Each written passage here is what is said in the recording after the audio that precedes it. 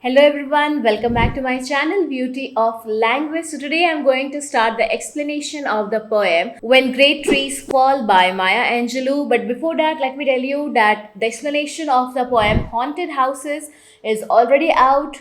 So please do watch it.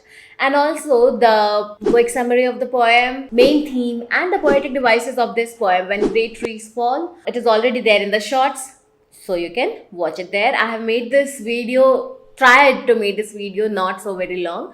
Okay, so I have only included the main explanation of the poem here. For the rest of the things, you can watch it in my shorts. Okay, now first things first about the poet.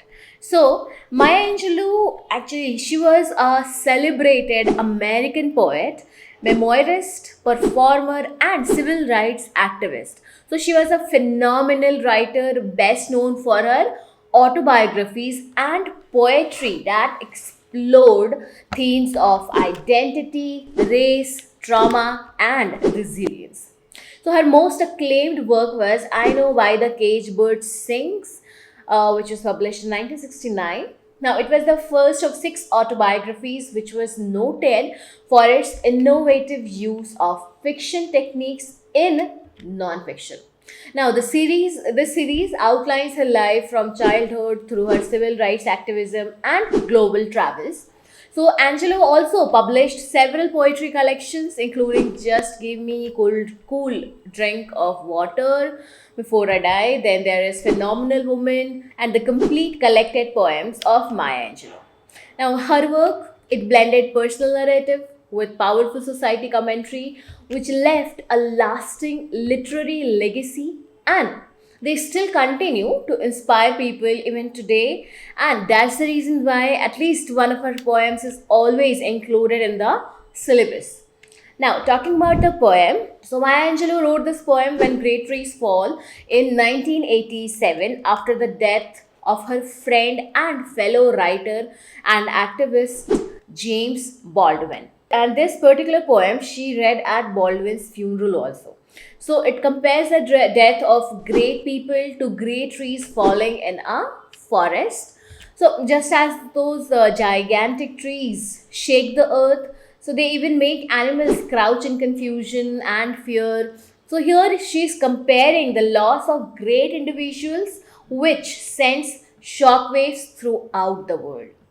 But after some time, the sadness slowly turns into something very peaceful. So people begin to feel proud that, and they feel that the world is a better place because these great souls once passed through it. So when Great Trees Fall was collected in Angelou's 1990 book of poems, I Shall Not Be Moved. Okay. So that was enough about the poet and the poem. Now let's start the line by line explanation of the poem. So this poem, all the stanzas, they don't have the same number of lines. Okay, some have fewer lines, some have more lines. So it's kind of the distinction of the stanzas is kind of uneven. Okay, so the first stanza is When great trees fall, rocks on distant hills shudder, lion hunker down in tall grasses, and even elephants lumber after safety. So, obviously, you must be clear from the introduction of the poem itself that there is a metaphor used in the poem. So, here the poem starts with the metaphor itself that when great trees fall, where falling of trees has been compared to the death, the demise of great people. So, when you hear the term great trees, so this creates a kind of picture in mind. What picture? Of huge trees like a banyan tree, a neem tree, or the peepal tree. So, we are reminded of their strength, and along with that, wisdom, longevity, which means that it had been there before for a very, very long time. Next, rocks on distant hills shudder.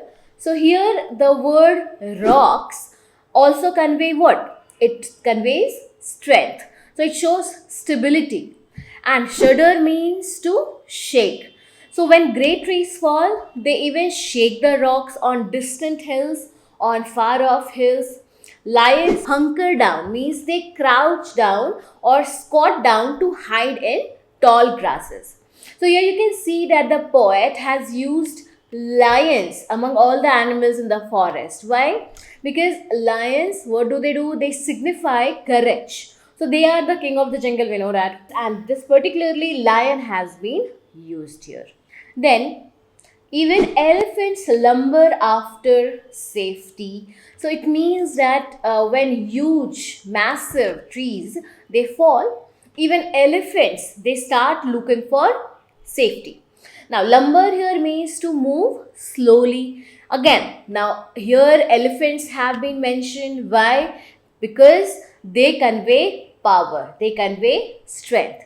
So, through these lines, the poet Maya Angelou she tries to convey that when there is a loss of great personality, it causes a huge loss. It creates a kind of vacuum in everyone's lives around him that cannot be filled. Just like when great trees fall in the forest, even the strongest and the largest of the animals they are affected by it. So they too start looking for shelter and hide in tall grasses. So by using metaphor in these lines, the poet compares the loss of the loved ones, a huge monumental loss, to the great trees falling in the forest. And please note that the poem does not have a rhyme scheme, it is written in a free verse. And this particular thing, it gives the poem a very natural and conversational tone. So pay attention, my friends, because this poem is actually very, very sentimental, very emotional kind of poem. So, by any chance, if you have lost your loved ones, then you will be able to resonate with what Maya Angelou is trying to convey through this poem. Okay? Let's move on to the next stanza. When great trees fall in forests, some small things recoil into silence, their senses eroded beyond fear. So you can see that in this stanza also the first line is repeated, that is, when great trees fall. Okay, so now what else happens when great trees fall? In the previous stanza, we saw what impact it gives on the large animals, okay, to the rocks, to elephants, to lions. Now, in this stanza, she is telling us how does the falling of great trees impact the small creature. Let's see, small things recoil into silence. Now, here the words small things, it is used for lesser powerful individuals, less prominent individuals. She says that when there is a massive loss, then the less powerful individuals, what do? They recoil into silence, they retreat into silence, they step back because of the massiveness of the loss, and their senses it is eroded beyond fear. Okay, so it means that it is not just the fear after the loss of the great person, but it is something even beyond feeling sick, scared. Eroded here means destroyed. So here the destruction of the senses it implies the numbness that is caused after the death of a great personality. Now, this feeling is so overwhelming that the person goes completely numb. They're not able to process the shock of the loss. Now, let's move on to the next stanza. When great souls die, the air around us becomes light, rare, sterile.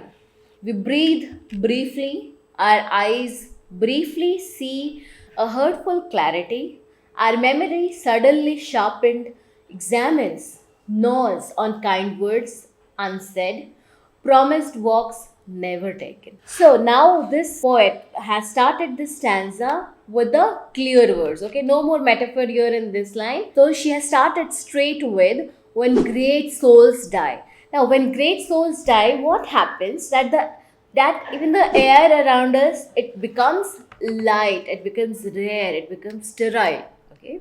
Now, the air, which is mostly what does the air do? It is supposed to give life, which is now light, rare, and sterile, which means the air it has become different. The air is no longer the same. It has become barren. Okay, sterile basically means barren.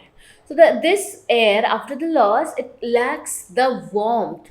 The air lacks the life in it. So these three words, light, rare, and sterile. So these words, what do? They convey the emptiness, the void that is created because of the loss of the great personality.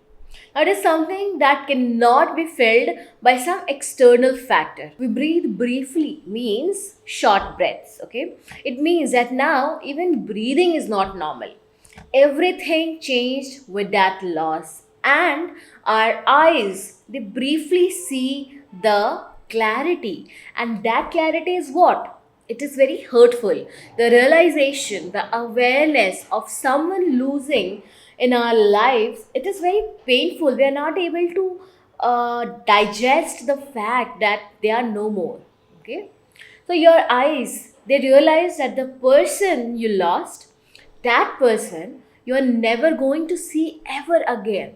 It has just become a memory. So, little bit of kind of explanation I'd like to give, a reference I must say. You must know what it feels when someone is lost. Okay, so that loss, it is completely irreparable. Okay, for example, if you must have watched the series Ginny and Georgia, in that one you must have seen Marcus. He lost his friend due to cancer. Okay, so after losing his friend, he could not uh, believe that he's no more. He was his best friend. Okay, he used to hang out with him in the park whole day. Okay, but when after he's no more, he's not able to deal with life anymore, and that was the reason why he went into complete depression.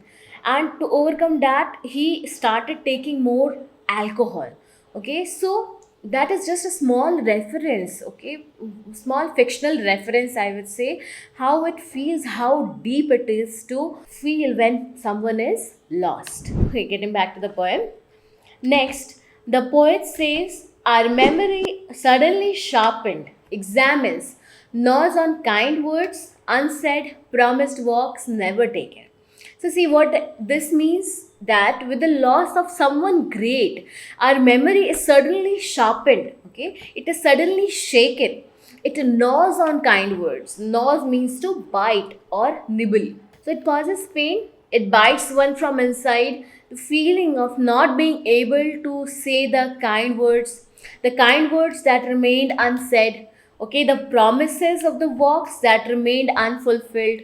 So she talks about the regrets that one has after their loved ones are no more. So the poet basically says that with the death of someone near and dear, with loss of someone great, there is a sense of misery, that helplessness, the feeling of something eating up from inside because of the missed opportunities in life with the loved ones. Moving on to the next stanza. Great souls die, and our reality, bound to them, takes leave of us. Our souls, dependent upon their nurture, now shrink, wizened.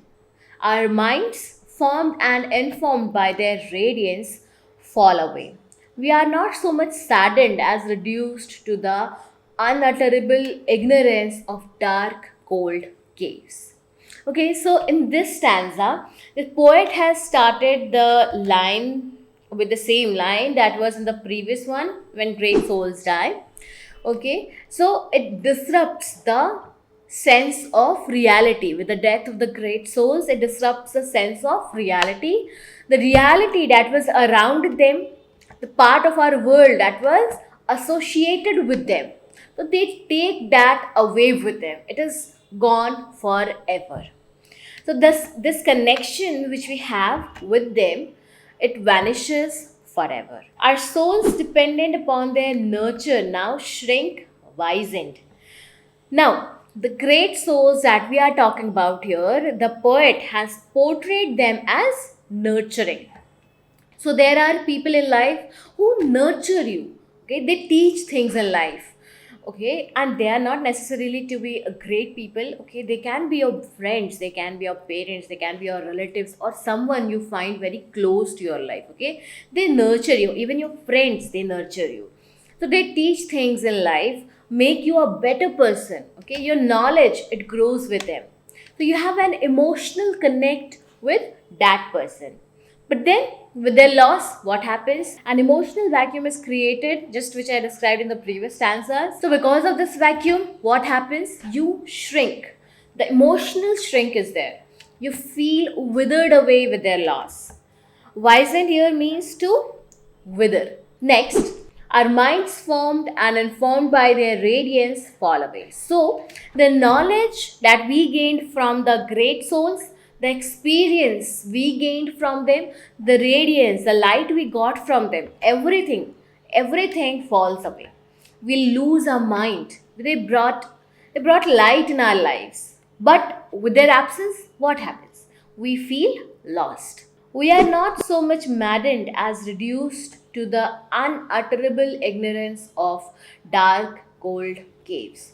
So, here the poet says that with the loss of great people, we are not maddened, okay? We are not mad at them, but we are reduced to the unutterable ignorance. Unutterable means something which cannot be described. So the loss, it is so enormous that it cannot be expressed in words. So with the death of the great soul, there is no more light in our lives. So there will be no one to guide us. Moving on to the next stanza. And when great souls die, after a period, peace blooms, slowly and always irregularly. Spaces fill with a kind of soothing electric vibration. Our senses restored, never to be the same. Whisper to us, they existed, they existed. We can be and be better, for they existed. We saw in that in the previous stanza, the stanza 3 and 4 was mostly, it was filled with what? Sadness. It was filled with regret, despair. But now this stanza, it is more of on a positive note, a hopeful one, that when great souls die, after a period, what happens? Peace blooms slowly and always irregularly. So, when great souls die, what happens? Peace is there, though it is slow and irregular. Slow here means that it takes different time for different people to get back to usual. Now, some people they heal, for others, it might take a lifetime to heal, or we can say they never heal from the fact that they have lost their loved one. And irregular, why? Irregular here means that some days you might get along with life, but there can be days when you again feel the grief of losing your loved one. And again, you will be lapsing into the sadness and despair. So basically, here the poet says that life starts getting back to normal. We say that time heals, right? So, no matter how bad things get, but life has a way of dealing with it. So, here peace is referring to accepting the fact that the great soul is no more. This peace is more of an acceptance. Okay, we say no, that I have made peace with my struggles, which means that in life struggles are going to be there. You cannot control them, but deal with it. Next, spaces filled with a kind of soothing electric vibration. So here the poet has used imagery in these lines. Spaces here refers to the void, the vacuum, okay, about which we talked in the previous stanzas, remember? See, it is caused by the death of the near and the dear ones. It is kind of filled with soothing, peaceful electric vibration. This electric vibration here doesn't mean the shock waves, but the connection, the vibe which connects us with one who is no more. Our senses restored, never to be the same, whisper to us. So here our senses which were eroded by the loss of the loved one, it is now restored. The sense of numbness, that is restored. So even though it is not exactly the same as it used to be, but yes, it has healed. So the senses, they whisper to us. So whispering here refers to the great souls who are no more. So these souls whisper to us, they existed, we can be and be better, for they existed. So here the poet has repeated the word they existed to emphasize that the great souls, they once existed with us. So it is basically a refrain used in the line to stress on what? To stress on the fact that the great souls once lived with us. So Maya Angelou is trying to convey the message here, telling us that they existed, their existence has inspired us. It is because of them that we have this gained all the intellectual and emotional inputs, the experience that we gained from them. So it is because of them that we have been able to lead a meaningful life. So we can be, which shows that we have that capability, that potential to grow and be a better person. Now, and becoming a better person will be like a tribute for them. So we have to be better for whom? For their sake, for the sake of the great souls who we have lost. So this is kind of a heavy poem, okay, emotionally heavy. So I hope you have understood this poem. Subscribe my channel on more updates on the poems of class 10 ICSE syllabus. Next, I'll be coming up with the explanation of the poem A Considerable Speck by Robert Frost. Stay tuned. See you all in my next video. Till then, bye bye. Take care.